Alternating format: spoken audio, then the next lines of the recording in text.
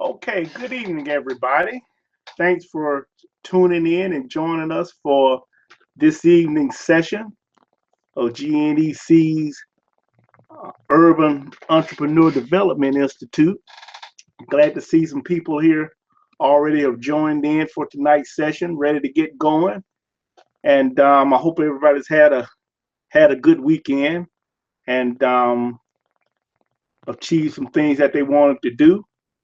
So we're gonna do some things this evening to try to take you to the next step in terms of getting your business started. So I'm just going to share my screen here with everybody, and then we'll get into tonight's session. Um, Let me start out this way. I know that everybody's excited about starting a business. I remember when I started my first business, I was really excited and looking forward to it and ready to get going. So if you're anything like me, you probably are anxious to start earning money. And as far as this class is concerned, learning things about how you're going to get a customer and how am I going to price the products. And I have this event I want to go to, and I'm ready to learn everything about how to advertise and put the say in my promotions. I know people want to know those things there. But before getting into that, there are some preliminaries, and those are the things that we're focused on because at this point, you have an idea for your business. But I want everybody to have this perspective in dealing with the idea. Let's look at it this way. The idea is just that. Don't fall in love with the idea. Make the idea prove itself worthy of your love. Now, here's what I mean by that. You go to the club or the laundromat, supermarket, church, wherever you might frequent to meet people, and you see that person and you say, that's the one. You see him, you see her, and say, that's the one I've been looking for. But the thing that you don't do is go buy the ring that day, put it on that finger that night, and marry them tomorrow. There are some things you got to find out about the person. You got to exchange numbers with them. Well, may not be numbers now. It might be Facebook addresses or Twitter addresses.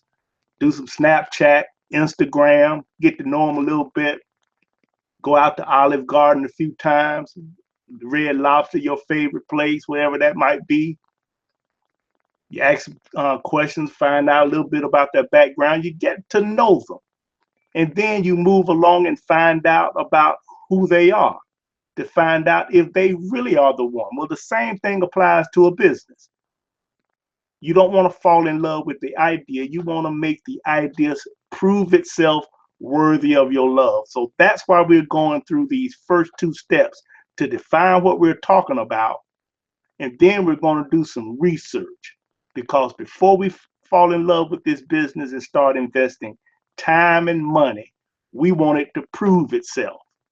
And in proving itself, we want to make sure that we do some research and really get to know what it's capable of because we are doing these businesses because we have some goals in mind that we want to achieve. And if the business doesn't prove that it's worthy of achieving those goals, it doesn't make any sense to do it. So that's why we were spending some time in these first couple of sessions dealing with the idea and defining it and the research.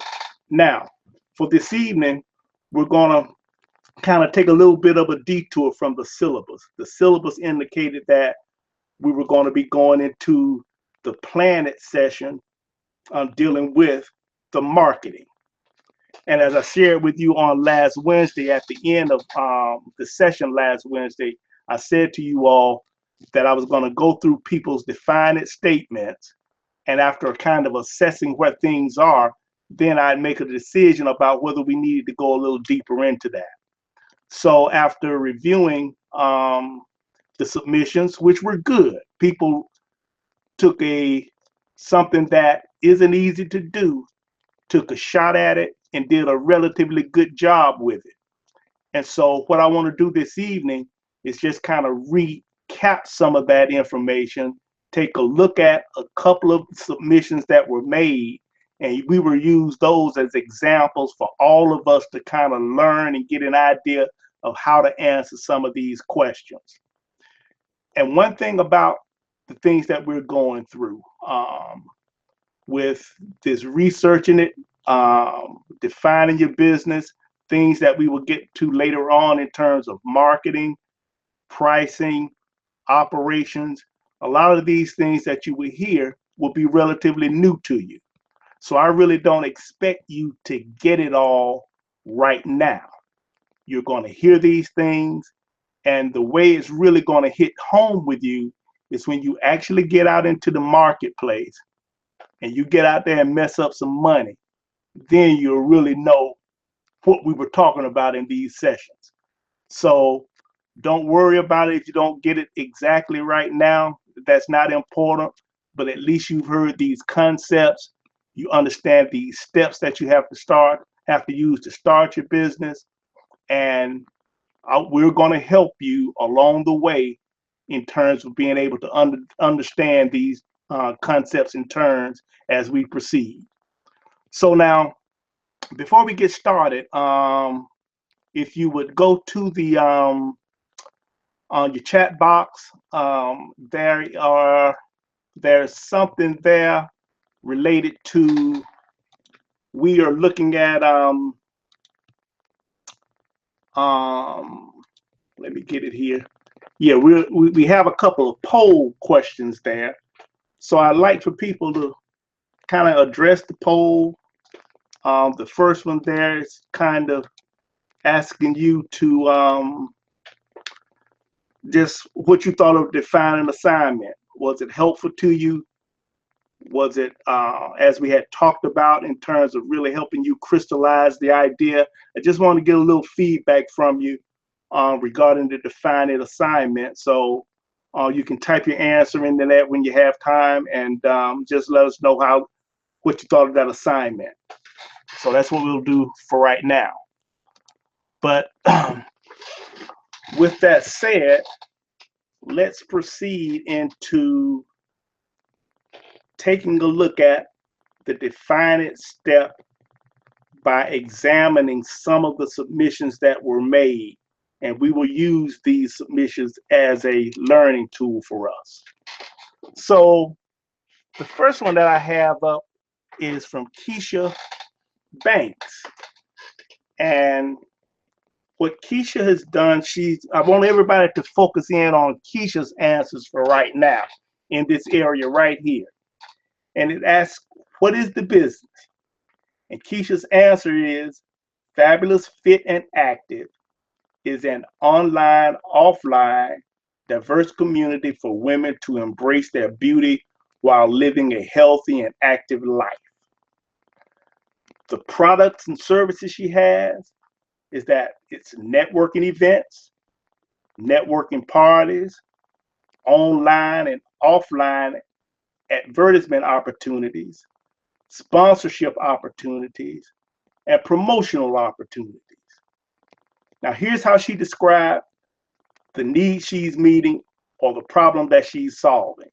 She says, the problems that my services solve are for the vendors that do not have time to promote their products and or services, vendors that have time and want to promote their products or services, and I guess find an additional audience, new or advanced entrepreneurs who want to expand their networks, collaborative opportunities, and customers and guests who want to socialize and attend networking events and parties, business opportunities, so forth and the like.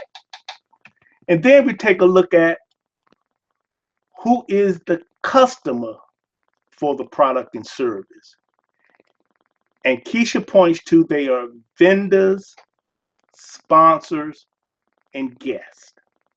So Keisha took a good shot at answering the questions. She has some good information that's relative to the questions. But now let's take a different look at them. I kind of massage them a bit and we'll talk about it. First of all, what the business is. What Keisha is saying down here about who her customer is, the vendors, the sponsors, the problem that she's solving is for vendors and sponsors and entrepreneurs to be able to promote and sell their products. That's who she's targeting. So instead of the business being this diverse community for women to embrace their beauty, really the business is a community of women for product and service producers to sell things.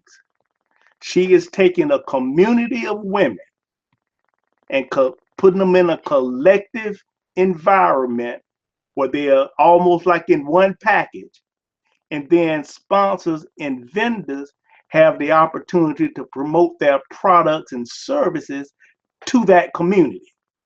So it's the community of women that's really what the business is about.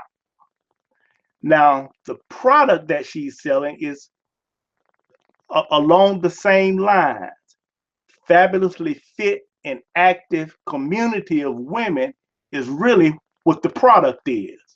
She will have other activities going on in there, like networking events, parties, the sponsorship opportunities, but the product is this community of women that she's providing to vendors and sponsors and entrepreneurs who are trying to promote and sell their products and services. So now, the problem and the need that she's meeting. She said that it was for vendors that don't have the time or the audience to sell their products and services. Well, she's going to provide that. So the problem that she's really solving for them, or the need that she's meeting, is an access to an aggregated and defined audience for people to sell stuff. So what we're trying to do is just bring a little more clarity to what the real business is, what the product is, and what problem it is that she's solving. Now, what I do want to know is that clear to everybody? And if it is, put a 1 in the chat box. If it's not, put a 2 in the chat box and we'll try to clear it up. So yeah, just let me know. Please respond.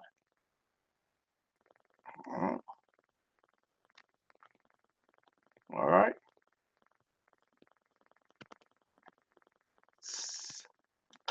So you got that.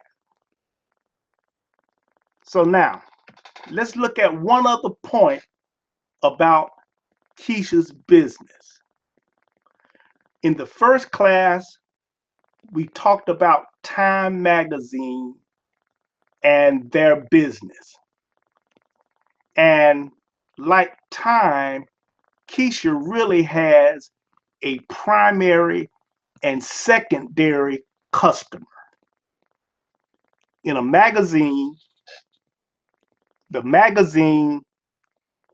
business that it's really in is providing audiences to people that are trying to sell stuff. Toyota, General Motors, Microsoft, they are trying to sell things. They can put an ad in Time Magazine to promote their product. So Time is providing them the audience of people that read that magazine. But the advertisers are the primary customers. And the reason that they are the primary customers, they are the ones that are driving the business.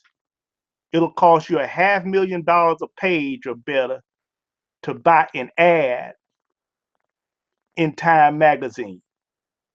To get a subscription to the magazine, you might pay $19 or $20.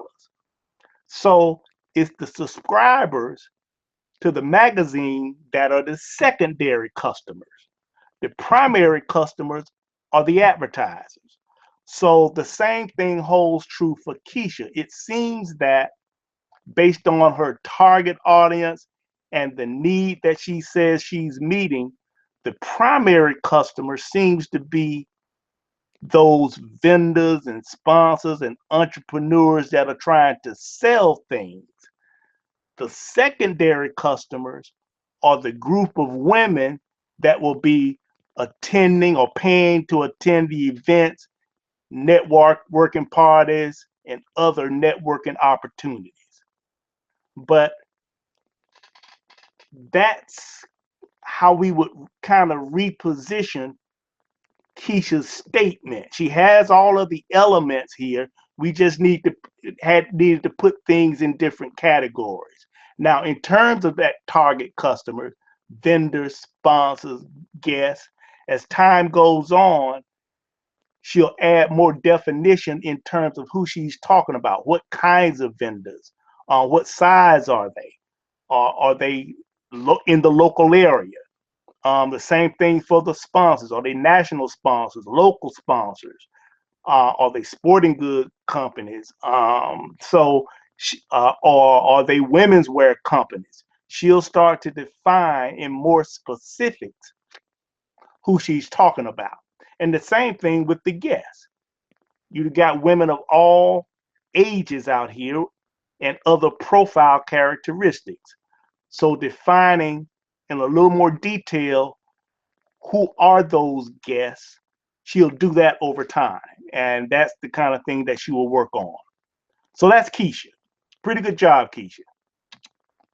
So now we're going to take a look at Zahira Putnam.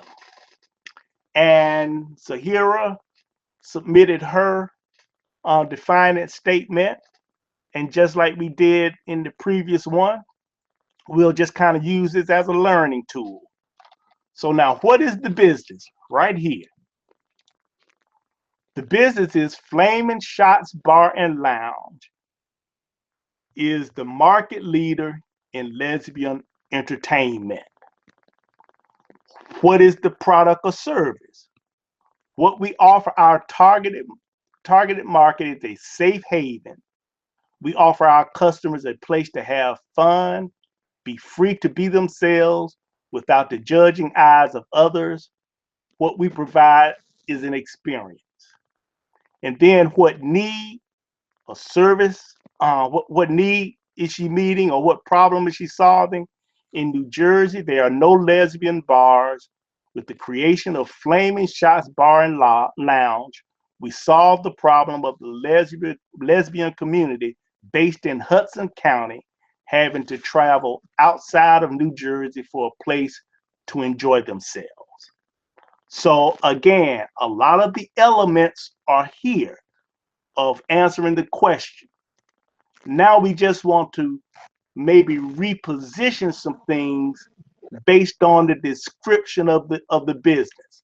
So what the product really is, instead of us saying that it's the safe haven, place, have fun, be free, what have, the product is really the bar and lounge in Hudson County, New Jersey. That's the product. And the problem that she's solving or the need that she is meeting, instead of it being with creation of Flaming Shop, we will solve the problem of the community of lesbian community based in Hudson County not having a place to go. Well, the problem is she's solving is a convenient, safe, judgment-free environment to be yourself. That repositions some of the answers and adds a little more clarity to what the business is about. A lot of the elements that you need, that she needs for her business definition, she has those elements there. We just needed to reposition them a bit. And in this case, that problem and need, we just needed to move it into a different place. She had alluded to what those things were in terms of being the, a safe haven, free, non-judgmental, She described that in the product, but it's better suited being a part of the problem and the need. Now, does that make sense to everybody? Just respond to me there in the chat, and let me know what your thoughts are. If it's clear, put a 1. If it's 2, I mean, if it's not too clear, just put a 2 in the chat. But just had Zahira understands it. Tracy, all right. Seems like we're cooking okay. Well, that's good then. All right, Dominic is all right. Cool. Well, we will keep moving ahead. Brandon, all right, all right. So it seems like we're doing okay. All right, cheery. Oh, okay, all right, good. So now, the next one we'll take a look at is Arlene Russ, Souffle of Shay. I like that name, Souffle of Shay. That has a nice ring to it. So here's what Arlene described as the business. Souffle of Shay is an all-natural hair and skincare company. What is the product or service? Souffle of Shay is a company that creates unique products that are made from blending all natural ingredients, with the end results being a high quality commodity. What need is she meeting? The need that these products meet are that they will provide long lasting moisture and improves hydration to all types of hair, skin tones, and hair textures.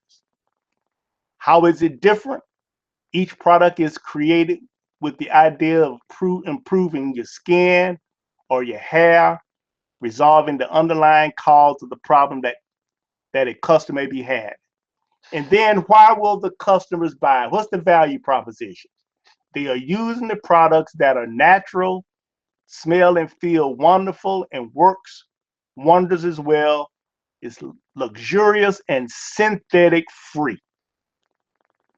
So what I wanted to concentrate on this one, there are other things that we could talk about, but I really want to drive this one home. And this relates to the difference. When you're talking about what makes you different, you want to identify those 3 to 5 hard-hitting characteristics that really separate you from the person that's out there doing the same thing, something similar, or a substitute. So Arlene has all of the elements in here in terms of identifying how she's different. We just need to reposition them. So her differences are: 1, she's a natural. She has natural ingredients, natural products, just like it says right here in her what is the product. But then she talks about in this, what need does the product solve is the long lasting moisture and it improves hydration. Well, that's another key difference. She has a hydration system in this for longer lasting moisture. And having been in the hair business myself for several years or so, being able to retain moisture in the hair of people of color is a big one. So we dress it up a little bit to say that, well, she says she improves hydration. We dress it up a little bit to say, well, she got a hydration system. And because of the hydration system, we can create longer lasting moisture. That's hard hitting. So you want to identify that as your difference. Here's another big one that I saw. She has it down here in her why customers will buy from her, and it's okay. But it's also one of her key differences, this synthetic free. I mean, that you're really starting to address being natural in a very different way. It can be assumed that it's synthetic free, but you're actually saying that. And I've never really saw it expressed in conjunction with being natural. So I think you want to think about making synthetic free one of those key differences. And the last one, you said smell and feel wonderful and works wonders as well. Well, let's dress it up a little bit. You got captivating fragrances.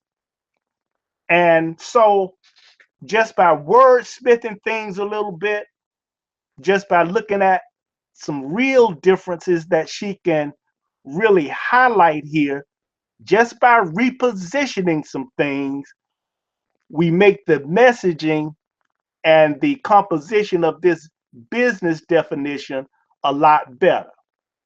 And the reason that this difference is so important, when you start to put together your advertising and promotion strategy, these key differences make up what the messaging is.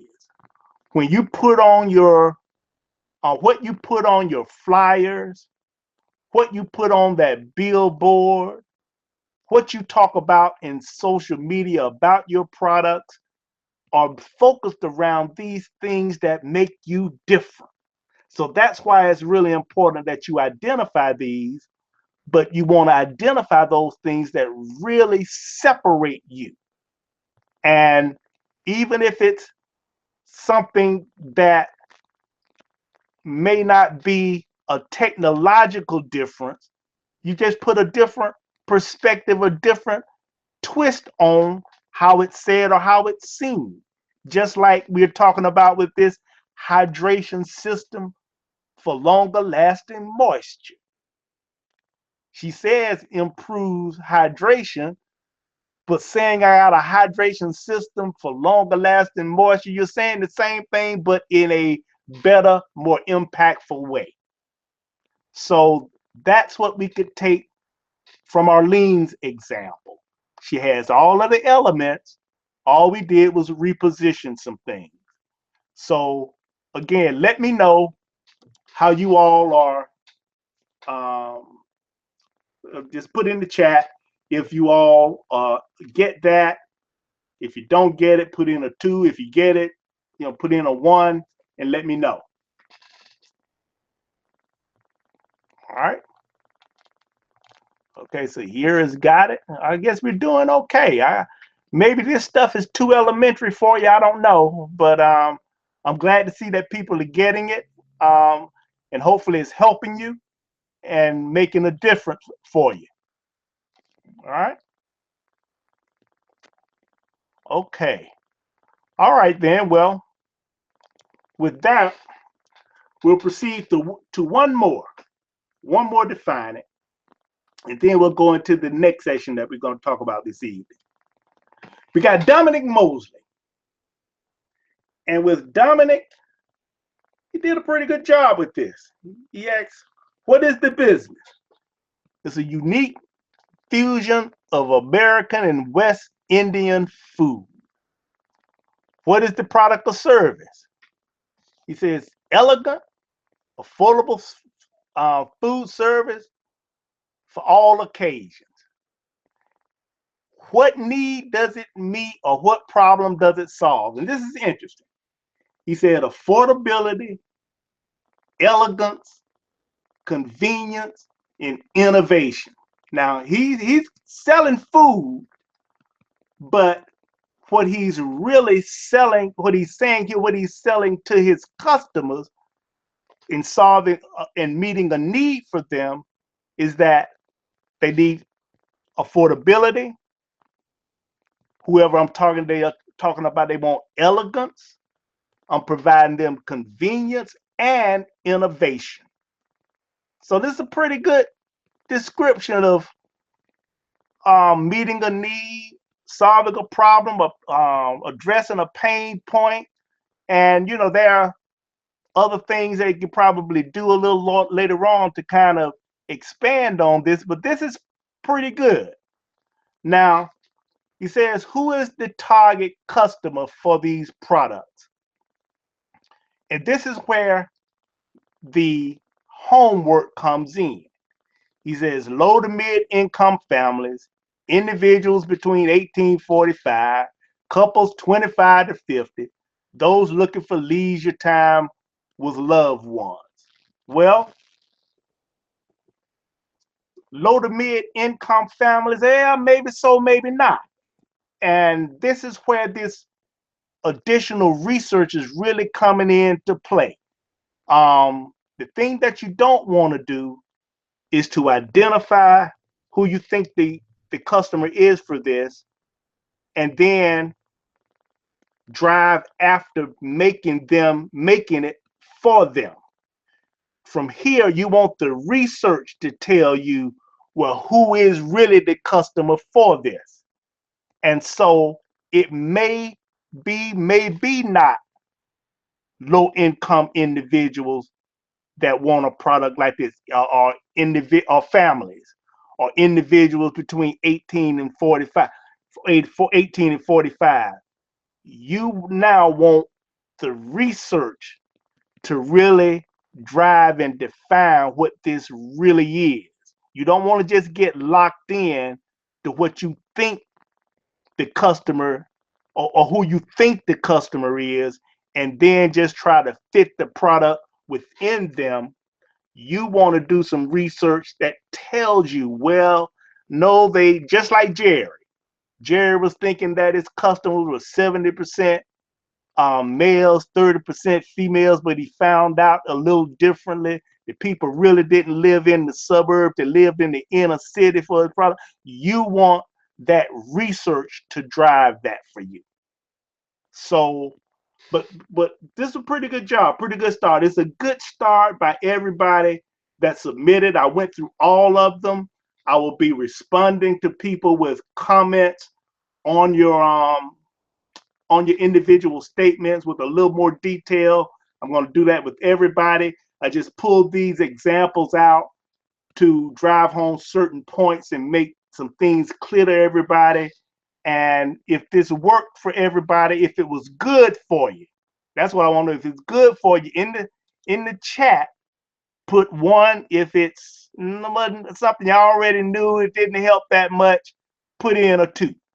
I just want to have an idea of where we are and if we are really helping you, because that's what this is all about, and that's what's important that we accomplish. All right. So Serene, Dominic, all right. Say we helped. All right. Lane, all right. All right.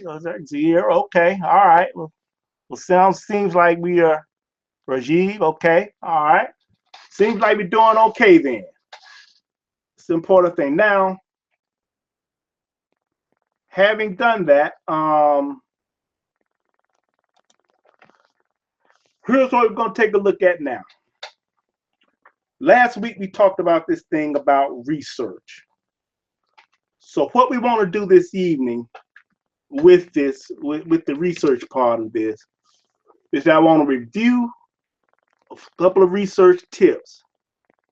Then I'm going to talk about, well, what are the things you need to look for? See, the big thing about research is, what are the questions? Because there's all kind of information out there, but identifying what you need to know is the key to making your research effective. So we're going to talk about that, and then I'm going to pull up a couple of resources that we can kind of examine together and get an idea of how to maybe navigate some of these sites and find this information. So first, I want to go kind of review some things about session 2. Research tips. You're looking for facts, not hunches, not a lot of assumptions, not theories. You're trying to find out what the facts are as best you can and as best you can identify. You're going to use 2 methods for doing this. Primary. The primary piece is that information that you get from your own observations that involves talking to potential consumers or individuals that purchase the kind of item that you're talking about. Also, it involves talking to other business owners that are in the same business that you're in. That's where you can get some of the best information you can get. And then there's that secondary research, looking at information that other people have published, be they reports, journals, studies, association periodicals, that information that's being published by other people. Now, two key points I wanted to make about Jerry that I missed last week. That's going to be important further down the road when we start talking about some financial issues. But I wanted to come back and point these two out. One is seasonal sales issues. Now, when we get into the financial section, when we start talking about making financial projections,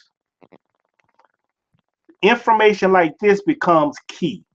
Now, Jerry found out in his industry that there were some definite seasonal issues that impacted the sales in the time of year that bikes and bike accessories sold. Most businesses have seasonal issues. And in Jerry's case, this is on page 24 in the research module. Between January and March, 10% of the sales were made. Between April and September, 70% of the sales were made. Between October and December, 20% of the sales are made. And why that is important, when he starts to make this financial projection, when we get down to the cash flow piece, and we'll even come back to this, he needs this information so his cash flow projection will reflect what really happens in the marketplace. If sales of bikes and bike accessories are relatively low between January and March, well, it doesn't make sense for him to forecast 40, 50% of his sales coming in during that period. That's not what the industry is telling him that holds true. So that's where that piece of information is important. The other piece that I missed talking about is this thing about location. The average store size of an independent bike store was 5,000 square feet. You'll find that on page 23. And then the industry average for the cost per square foot is $2. However, in big city, the amount is $5 per square foot. And that last piece about the dollar per square foot, that's actually found on page 25 of the research section. But what this helps Jerry do, and this is a question I always get asked. I say to people, well, if you're gonna have a retail store or location, don't make that one of the first things you do before you really find out if this thing is feasible. Well, they then ask, well, how do I get some idea of what cost I'm going to be involved or faced with when I do start making my projections about my financials? If I don't have a location, how can I project what that cost is going to be? Well, you take information like this. If the industry says that the average independent store is 5,000 square feet, you got something to work with. If the industry says that the cost is $2 per square foot, well, you don't use $2 per square foot for yours or for Jerry's, because where Jerry's locating, it's $5 per square foot. But at least now he has enough information to be able to make some projection. I may not have the space, but when I start to do my financial analysis of financial projections, I know I'm probably looking at somewhere around 5,000 square feet, $5, and I can use those figures to determine my costs. That's one way of approaching that rather than going out renting the building to get you some numbers. So that was just a little recap about Jerry. So let's take a look at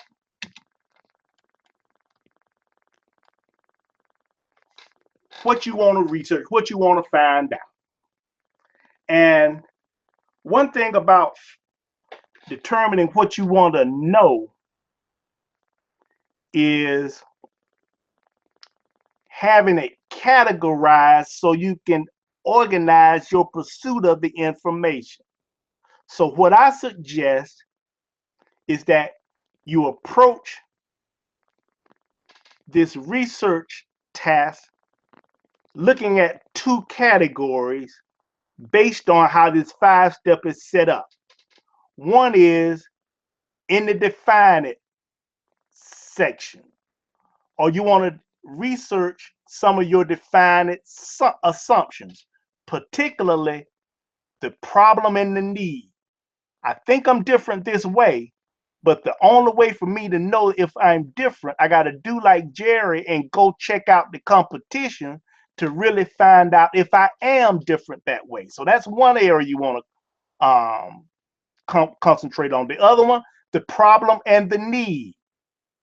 Let me go out here and examine if there's other companies, other competitors out here really addressing the need or the problem that I'm addressing, and how are they doing it? Are there any shortcomings in terms of how they're doing that? Are they leaving any gaps or opportunities? But you want to examine that. Then have a better idea of who this customer is based on, and we're going to take a look at some sources for finding this kind of information, but you want to target this customer in terms of finding information out about who it really is. What's the distribution? How do products get from whoever is making them to who the consumer is? What's that channel? Who are the players in that? That's another piece that or assumption that you want to verify through your research. Location. What kinds of locations work best for the kind of business that I'm talking about? You want to research and find that out. And then how are other companies advertising and promoting to get customers? So this define it step kind of serves as a guide for you to help start your research journey. The second piece of it in terms of the research, it is researching these business plan categories. And as we said in the first class, when we're talking about putting together a business plan, there are 3 areas: marketing and sales, operations, and financial issues. So you can organize your research and the way you come at it by breaking down those 3 categories. In marketing, you want to look at other products and services out there that people are selling to meet a certain need. What's the pricing like? What people are really selling the goods and services are in the category that you're going to be competing in. What's my competition, who they are, and what are they doing? What's the distribution network? Just like we had over here in the define it, we're talking about the same thing, just looking here in the marketing section. Advertising and promotion, the market. How many buying? What are they spending? What are they spending in a year's time, in a month's time, in a city, in a zip code? That's the kind of information related to marketing you want to be pursuing, as well as customer information. So this kind of approach kind of organizes the research task for you based on things that you're going to have to know anyway in your business plan. The second section is operations. So, source of product. In Jerry's case, he's selling bicycles. Well, where am I going to get them from? Who are these manufacturers out here, and how do they work? And what kind of companies do they sell to, and what kind of companies are, what their history is. Sources of product, you want to identify that. Are there special permits and regulations involved in me doing the kind of business that I'm talking about doing? Let me find those things out. Let me target my research to get that kind of information. What are the production considerations? If Siri is going to be making cookies, so what are the considerations in terms of making, mixing up the cookies, cooking them or baking them, and then packaging them and shipping the what that process is? That's the thing that you want to kind of get a better idea of how it works. What's the supply chain?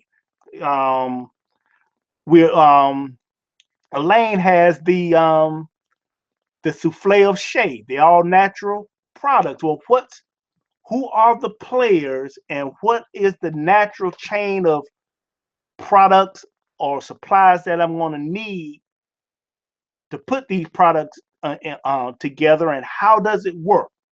So you want to research those kind of issues, not limited to these things, but this at least gives you some guidance and direction about how to get the task done.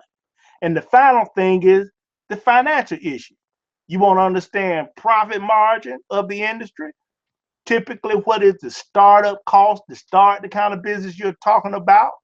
What are the other startup resources that you need?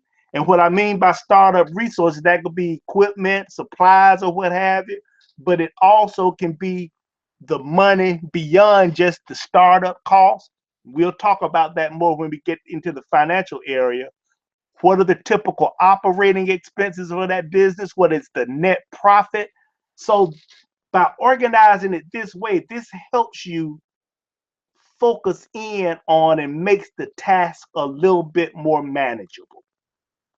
So now we went through a couple of slides. We went through and talked about, we reviewed a bit, and we went through these research tips here in terms of organizing. Does this help? Put a 1 in the chat box if this is not helping, if it's not clear, need to do something else, put a 2, or whatever it is that I need to do different. Put a 2 in there if you have a question or what have you. But yeah, I want to hear from you. Does this help with this task of trying to get your research done? This way of organizing. Well, I haven't gotten any responses, so I'm assume silence means consent. But we will, okay, Dominic, Keisha say they got it. Okay, it's helpful. All right. Okay, Brandon, okay. All right, I just want to make sure that, look, let me say this much. Being a small, and I'm going to make an assumption here, but I think it's a safe assumption. Being a small business person like yourself, the 2 most precious resources you all have is time and money. The unfortunate thing is you probably don't have enough of either one of them. So I'm not going to waste your time and the money that you have by relaying things that you really can't use. This is really important to you, and it's important to me that I share with you things that can make a difference. All right? So those are the research tips. So now let me go to this next one, give you an example of how to find information. Now, This is something I did the other day. I went to Google because I listed Google as one of the places that you can search and find information. And I entered into Google Starbucks marketing strategy.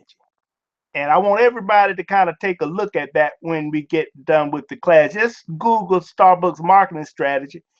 And this presentation comes up that kind of outlines in general, doesn't give you all their specifics, but in general, what their marketing strategy is. Here's the target market: 18 to 45-year-olds, youngsters who want to gather with their friends, office workers and students who need to catch up with their work, those who feel that drinking coffee is cool, people who are adventurous, willing to try new things. Now, there are other details in this, I'm sure, but generally, this is what they offer. And what I'm saying here, by Googling that information, that's what I was able to find out.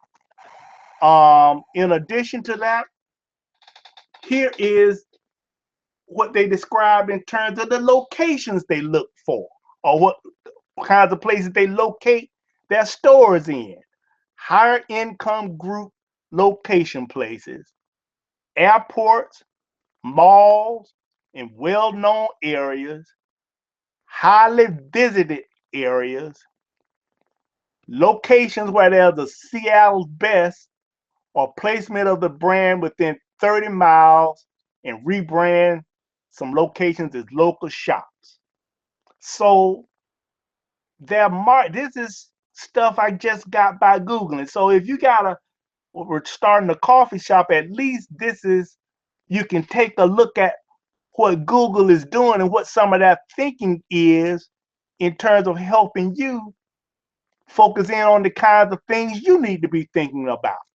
And there's all kind of information in this presentation. Their strengths, their weaknesses, what they see as opportunities for them, what they see as potential threats. It's all in that presentation. Another thing they had in there was the promotional mix. How do they advertise?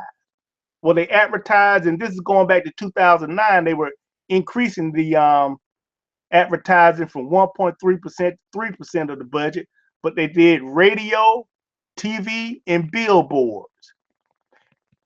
Also, the personal selling activity of the people in the stores is big in their promotional mix. So they have to continue to make their baristas the best, and Starbucks must create an incentive program to retain and reward those good baristas, because the people that are working in there, that know what they are doing, that know the product and how to relate that to the customer, that's a big part of how they promote their product. And then they have the public relation activity, the parties, Trump Tower at the store there, I guess, nationwide coffee breaks, public performances, charitable contributions. That's their advertising and promotion program. So I got this just from Googling Starbucks marketing strategy. So now I'm going to share a couple of other sites with you that will be helpful. Just give me a minute here. Let me do this.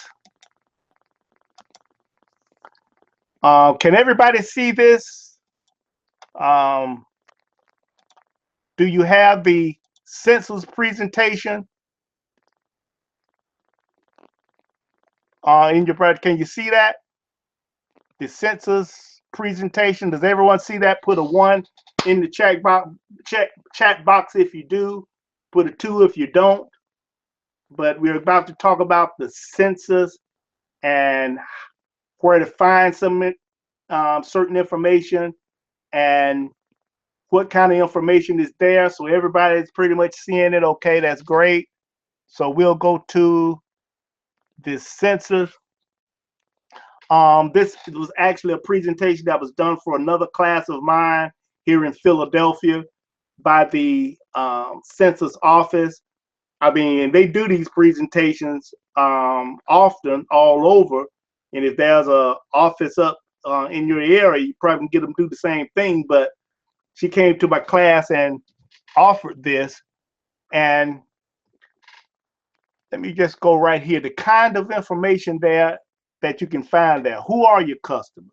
That demographic information, sex, age, race, ethnic origin, household relationship, group quarters.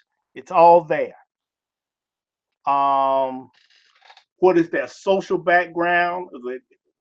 Families, what their educational levels are, marital status, the fertility, is grandparents, are they veterans, are they disabled, have they might immigrated here from some other place? That kind of information is there. What do their finances look like? What kind of income, of the poverty level, the employment status, do they get benefits, industry information, occupation, and what you're going to be doing as you do your research, you're going to be identifying, well, what pieces of this information is really relative or relevant to what I need to know. The point I'm making here is that this kind of information is available on the census. There's a ton of information there, but the nice thing is they are willing to help you. So you can call on them if you don't understand something, if you have a problem finding something, and they'll be willing to share with you how to find the information that you're trying to find. How do you access the data? You just go and we're going to place this entire presentation up in the membership site, so everybody will be able to access it and go through it and study it and use it for yourself. But you go to www.census.gov and you select the quick facts. And with the quick facts, you enter the city, state, the county that you're looking for, and then you start to just browse the information that comes up. And the longer that you are there, the more familiar you become with how to navigate the site. Now, one thing about um, doing any kind of research, it's going to take some time and it's going to take some patience on your part. So just understand that. But you will find the information that you're looking for if you just spend the time and have the patience to look for it. Industry research codes. The Census Bureau is the organization that actually publishes the codes, and they update them every 5 years or so. And the way that you find it is that you go to the census website, census.gov, and type in NAICS in the search box. And when you type that in the search box, down here on the left will be the downloadable files of different years that they have updated the codes. So the last one is in 2012. So you come here, select 2012, and once you click that, it will give you all kinds of industry classification codes. Let's see, yeah, here's what happens after you click that. It gives you all kinds of codes of various industries, and you use these codes to go to periodicals on in the census website, but other journals like that, Encyclopedia of American Industries, the Encyclopedia of Emerging Industries, the Market Outlook. That's where you use these codes when you're searching their information and you want to know something about a particular industry. You use that code, and there's a code for every kind of business in the economy or something close. We got, see here, you got beauty shops, beauty salons, beautician services, hairdressers, hairstylists, whatever fits you closest is what you will use as your code. Then there's the economic census. And the economic census compares one business to the other, one industry to the other, how certain businesses are performing, what the markets are like, who are some of the competitors, and how are they performing in the industry. There's just all kinds of data in the economic census about different industries and different businesses.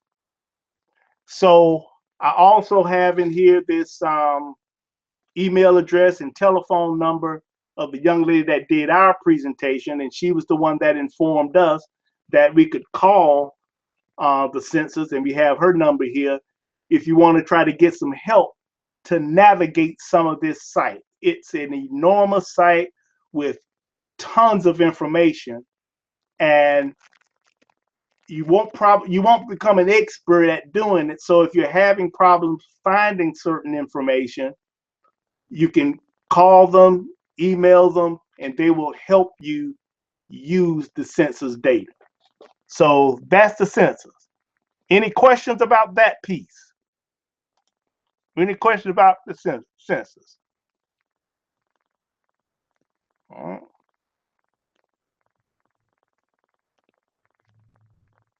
Okay.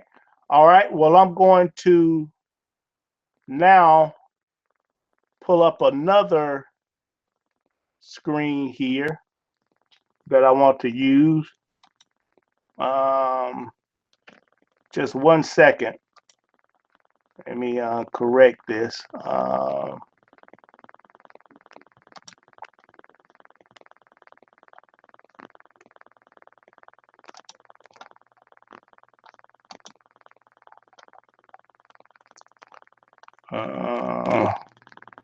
Just 1 second, please.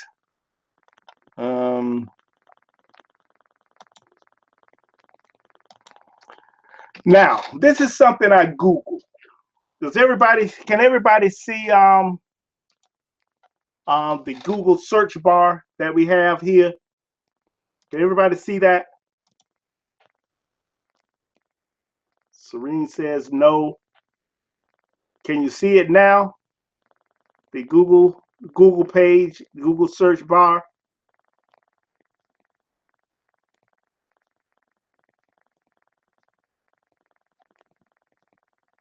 Okay, if people see it, Serene says, yeah, okay. It's kind of fuzzy right now. Okay, we'll try to sharpen it a bit. But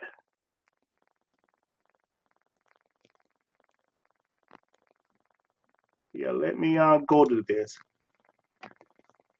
When I was doing this Jerry story, I went to the National Bicycle Dealers Association.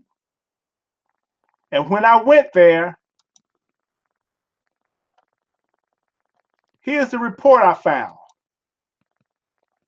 A lot of the information that I have in Jerry's story came from this report.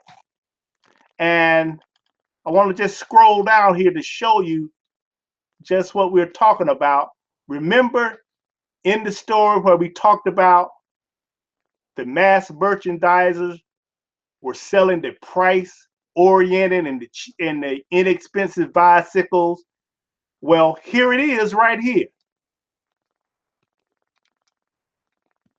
Department discount and chain toy stores, mass merchants sell mostly price-oriented products. Approximately 75% of the bicycles were sold through mass merchandising channels, representing only 31% of the dollars, just like we had talked about in Jerry's curse. That's why I got this is where I got the information from.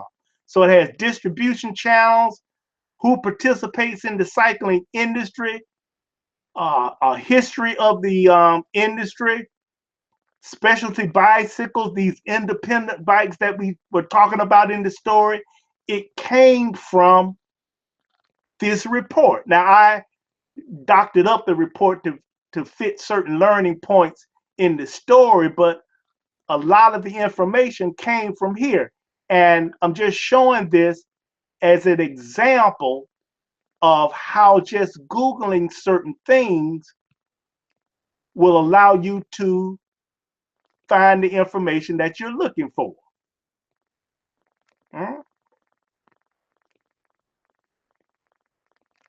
Does everybody see that? Yes, and this is an example of you're doing that secondary research. Now I'm going to pull up another here. So just bear with me a couple of minutes. Let me change out the screens here.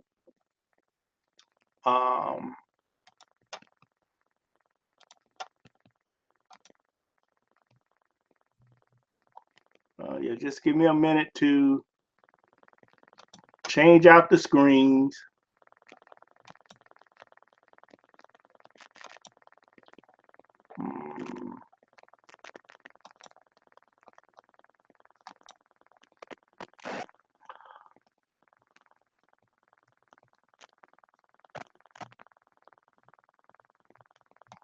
Does everyone see this site? smallbiztrends.com.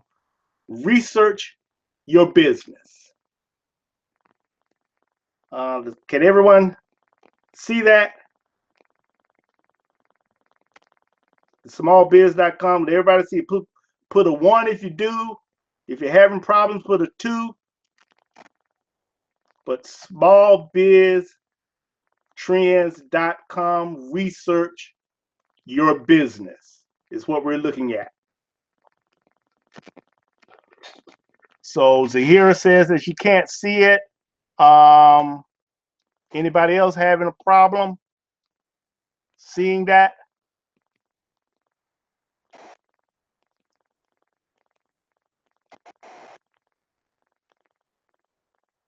Can everybody see this page? Smallbiztrends.com. Research your business.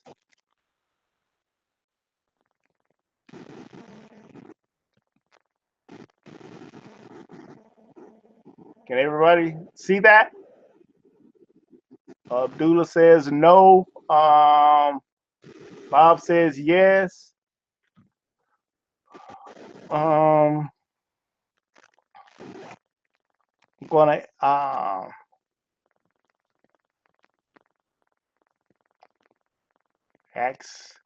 see. I'm gonna ask Bob if you can, if there are people are saying that they can't see it.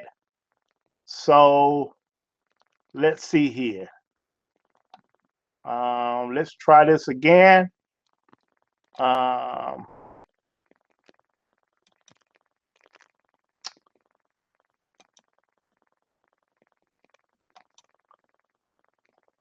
Does everyone see it now?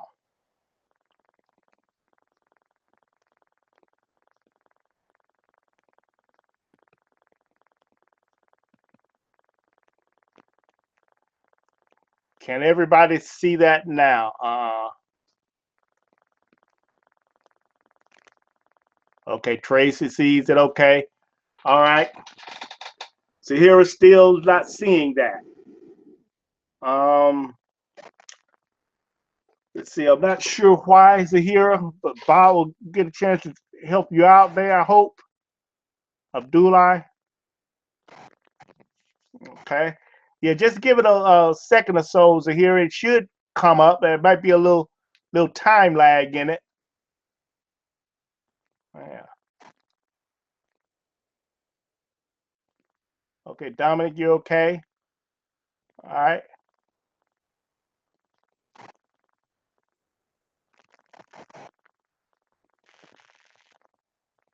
Okay, so let me just show you what this is. This is a site that will allow you to research certain industries in certain locations and find out various information about that kind of business. So I have up here cosmetics and perfumes retail in Philadelphia. So we hit submit, and I want to say my business. And what comes up is that you can put in different data points and see how your business compares to others. Now there are only 3 here. You have to sign in and actually register to get some of this other information related to employees, cost effectiveness, revenue, that kind of thing. But I'm going to put in here that our business is doing $500,000 in sales. The year we started was, okay, before we see that, okay, we're doing $500,000 in sales. But in the city of Philadelphia, the average annual revenues for cosmetic and perfume retailers is about $1.2 million. In the county is about 1.2 million, $1,250,000. In the metro area, which includes Camden and Wilmington, New Jersey, Wilmington, Delaware, is about $1.5 million. So what this information does is allows you to compare what your business is doing compared to others that are in the area. And then you can even take a look at competition and what they are doing sales wise. Now, we have here there's Fancy Free is number 3. They're in this pinkish area here, and their sales relates to be around $2.2 to $2.7 million or so. Number 2 is down here on this edge, and they're probably around 890,000 to 1.6 million. The point is, there's all kind of information here that you can compare your business to. Even if we look at advertising, it kind of gives you an idea of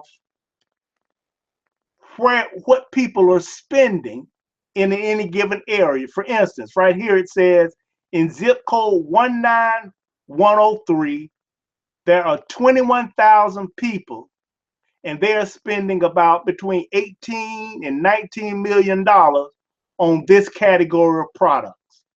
In zip code 107 is about 14,575 people, and they're spending anywhere between 6 million and 6.5 million. Contrast that with this zip code 19129.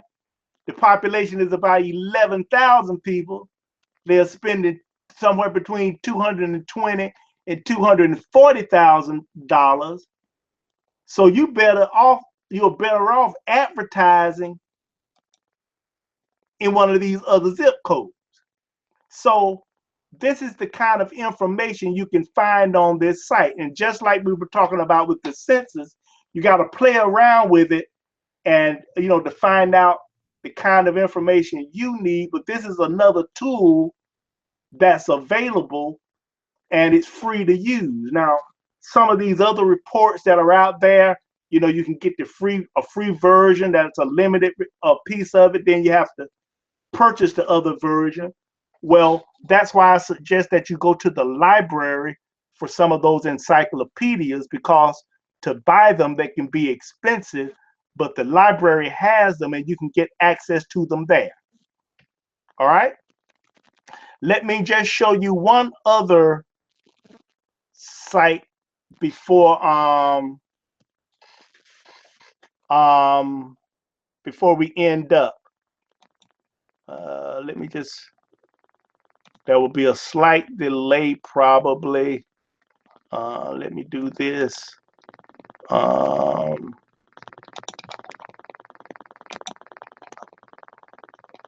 Yeah, just bear with me a minute here. Let me pull this up.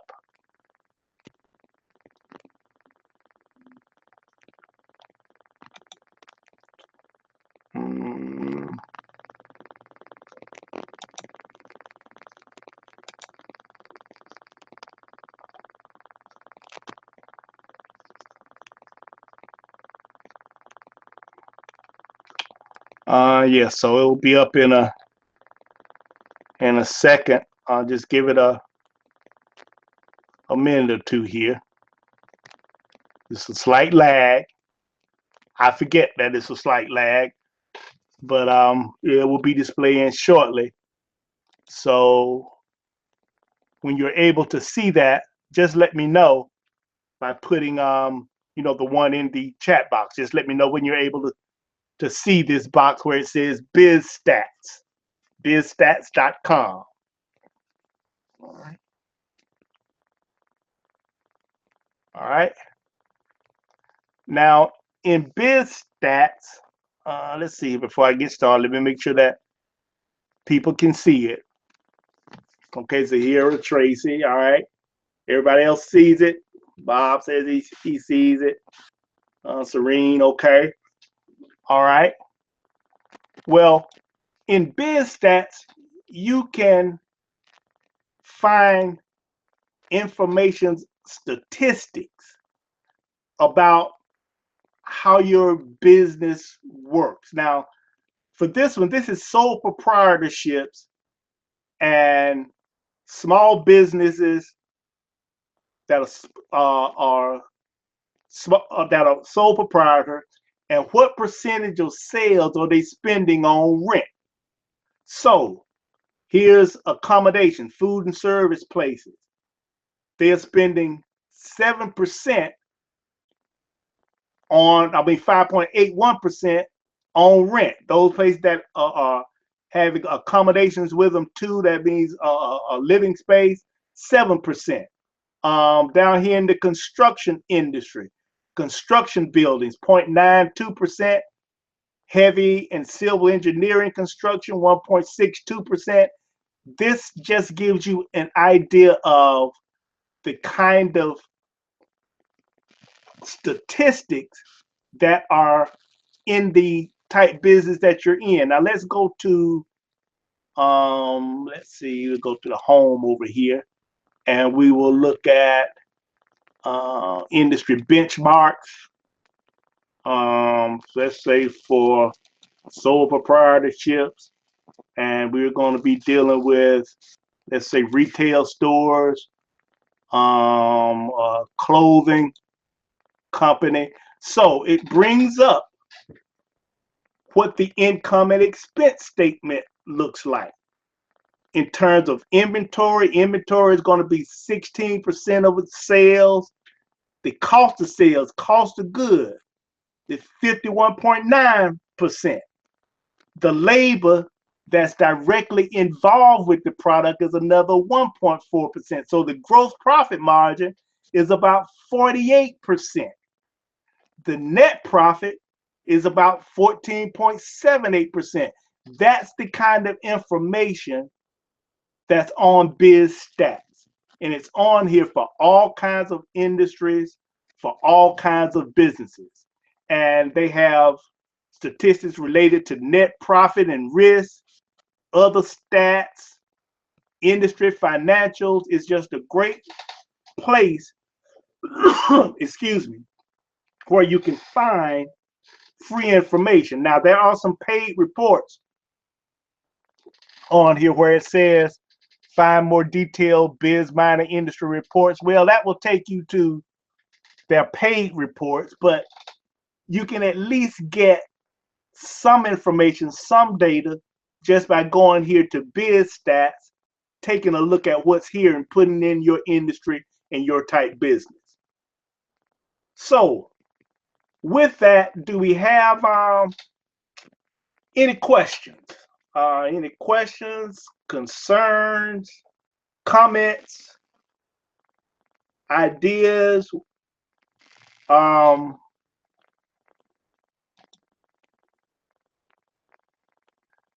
have another poll question that I like for people to address also, is that how do you plan to conduct your primary research? Just give me some idea of some of the things you plan to do in your efforts to collect information.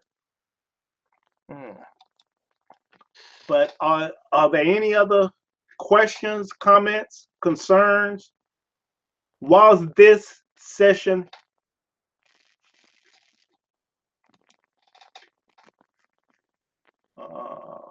Oh, I'm sorry, I forgot to ask the activate the polls. I'm going to do both of them now, so people can do that. Um, yeah, I activated both polls so you can do those answers for us. Um,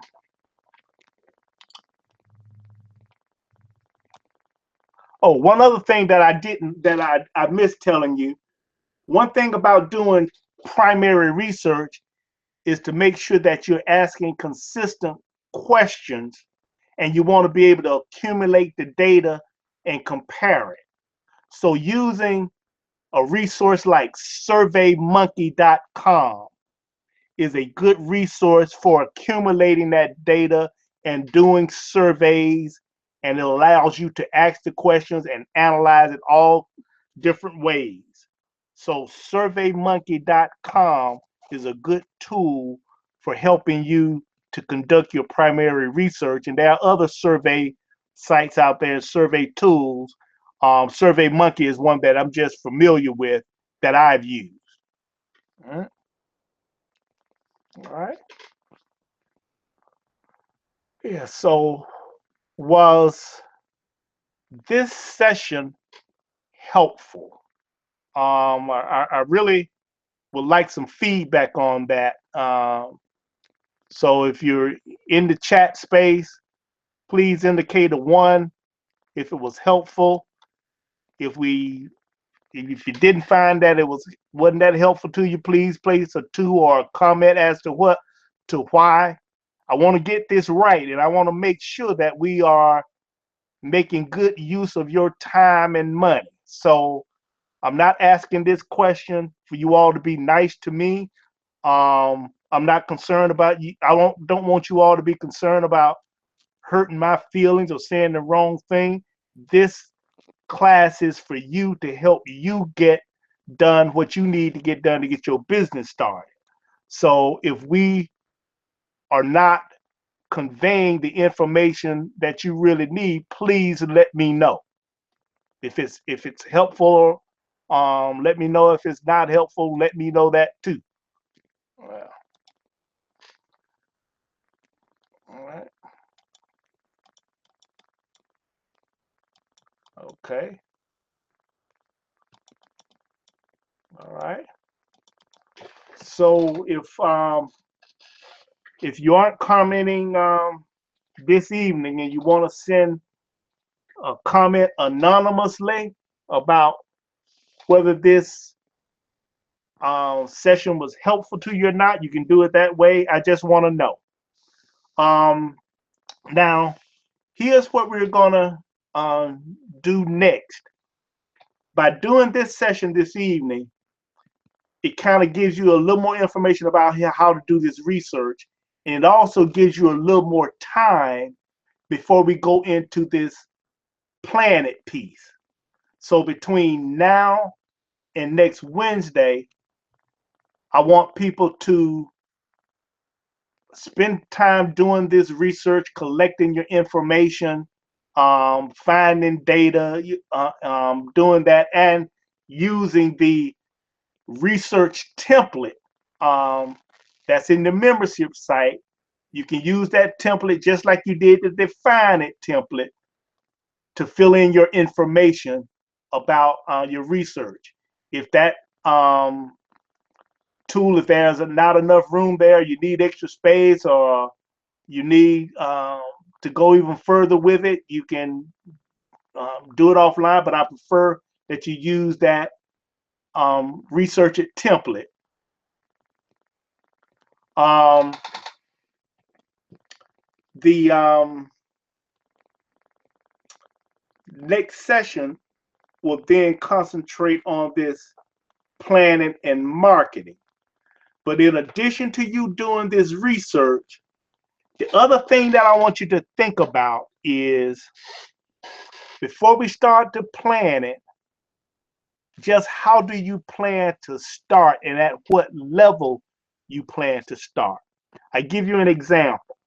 I had a young lady in a class here in Philadelphia that was going to do a consignment shop. and she was going to have a physical brick and mortar store. But once she started to think about the cost and the risk, she decided she was going to start out by doing her an Etsy page and then vending at certain festivals. And by doing that Etsy page and the vending, she would be able to build up a list of customers that she could get into her community and on her email list, and then start to email them and have them be regular customers, and let the sales and the profits from that type of operation lead to her eventually getting a store.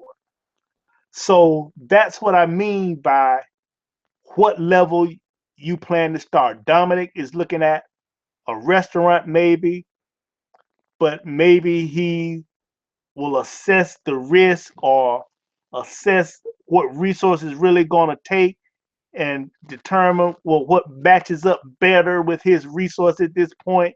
Maybe some type of food cart or food truck.